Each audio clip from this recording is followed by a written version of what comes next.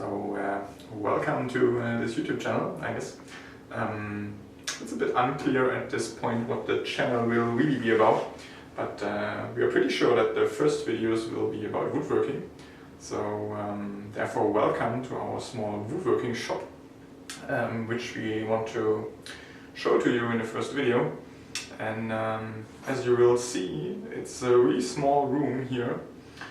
And there's also a public room, so basically everybody living in the same building as we do has access to it.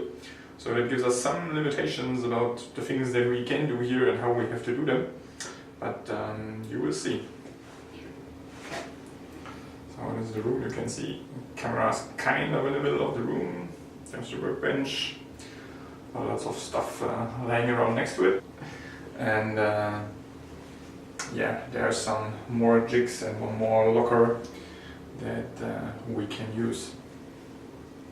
So this is one of the most important parts actually of the whole workshop. This is the workbench, and it is not self-built, but it's a very cheap one. So we got it in one of the hardware stores for around 120 euros, and needed some modifications to actually work. But no, it does a pretty good job for the money. It is also fixed to the wall behind it, so that when you do some more heavy planing it doesn't move around, and so it's actually pretty stable now. It doesn't make any noises or something, and has some very rudimentary vices on both ends, although this one basically does not get used, but the other one does. And we also fixed a lamp on top of here, so that you actually have some good lighting, and we also have some of the tools here, and it's basically like the cheap tools, and because again the room is public, so only the cheap stuff is up here. And then we also added this shelving storage area underneath. It's also making the workbench more stable, but also gives us some storage where we can like lock away the more expensive stuff and have easy access to it. So because we basically have to clean up every time and lock away all our stuff every time, the workshop is organized in kind of modules. And so one of the things we want to do in the first video is show you some of these modules. And the first one to show is this one, which is basically a drill press. And as you can see, this is a thing that you can carry away. It's kind of heavy because there's a lot of metal in the drill press itself. But that also makes it actually very well working. And the idea is that you put this on the workbench, slide it over here, and you can actually lock it in place with the vise, and then put the drill in here.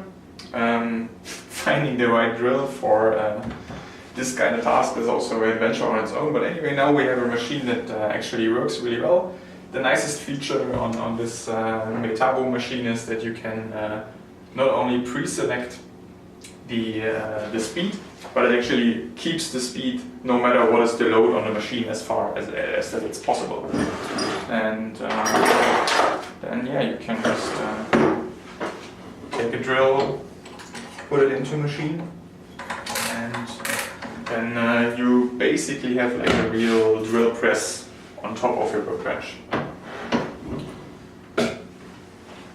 So the next module is this workbench that gets on top of the workbench, and this is really useful when working with hand tools for longer periods of time, because it gets things at a height where you don't have to like get over them to see every fine detail that you are doing. And it also has this like a little bit better working vise than the bench. So I guess it's called like a Moxon vise, but whatever, doesn't matter what is the name. And so you can clamp things down here.